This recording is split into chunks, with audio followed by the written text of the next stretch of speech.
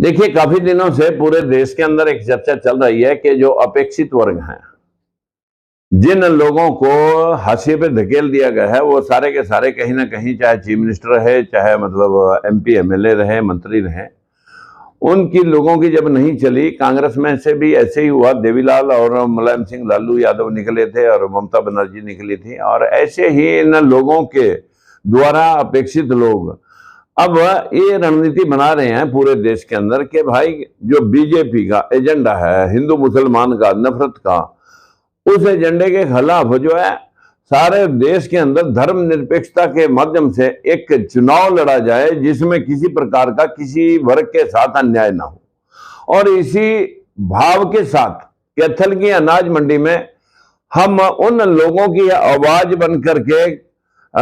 उनके मुद्दों को उठाते हैं कि जिनके साथ अभी तक शोषण हुआ है, जिनके साथ भेदभाव बरता गया है। हरियाणा में तो बहुत ज्यादा बरता गया, और उस भेदभाव के मद्देनजर उसके साथ में पड़ोसी राज्य दिल्ली भी है। इन सब नेताओं ने, चाहे वो राजेंद्र पाल गौतम है,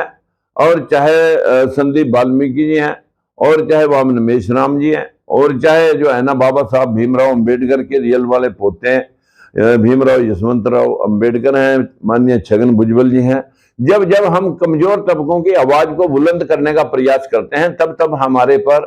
रेडें डाली जाती हैं, ईडी और सीबीआई के द्वारा छापे लगाए जाते हैं, और आवाज को दबाने का पूरा प्रयास किया जाता है। और इस व्यवस्था के कहीं ना कहीं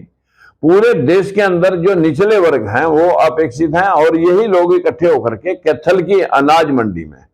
1 तारीख को एक बड़ा आगाज करने जा रहे हैं कि हमारे बिना, चाहे कांग्रेस है चाहे बीजेपी है, हमारी अनदेखी का मतलब ये नहीं कि एक टिकट मिल गया, हर बरादरी में एक एक टिकट दे दिया, और उसका क्यों भाई, मुख्यमंत्री इनमें समाजों में से भी तुम कोई किसी को बनाओ। मैं कहता हूं हमें मत बनाओ, कि जिसको बनाना चाहते हो उसकी घोषणा करो, और उन लोगों को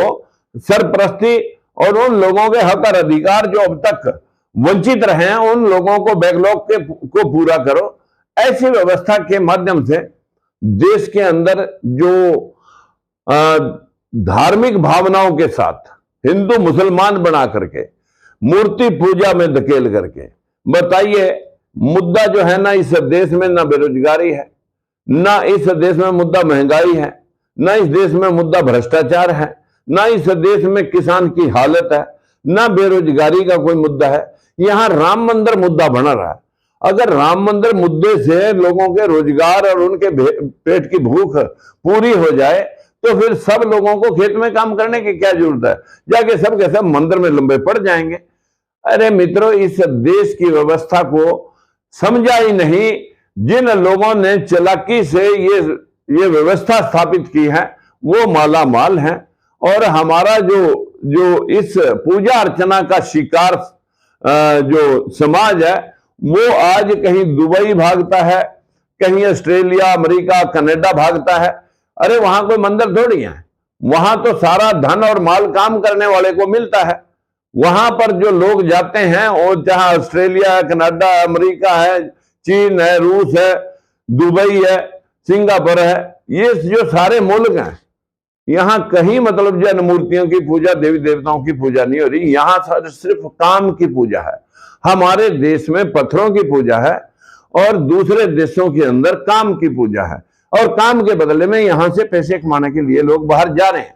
यही व्यवस्था लेकर के कैथल की अनाज मंडी में कि भाई, आप इकट्ठे होकर के अपने हक और अधिकार के लिए लड़ना सीखो, और इकट्ठे होकर के हुए भेदभाव को बराबर करने के लिए प्रयास करो।